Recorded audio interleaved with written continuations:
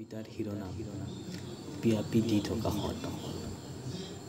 কবি কাকলি চৰণ আবৃত্তি নাহজিত চৰণ সৌ নদীখনৰ জিলমিল ঢৌ দূৰৰ পৰাই উপঙি থকা এটা শ দেখি ভাহি আহি আছে স্বচ্ছ কাপোৰেৰে সৈতে তিৰতালে দিয়া ফেকেটা ফেকেট গ'ল সমাজে বহিষ্কাৰ কৰা এটা শ সন্তুষ্ট নোহোৱা এই প্ৰজাতি চিনাকি যেন লগা মৰম লগা উঠি ভাহি মোৰ চাৰিওফালে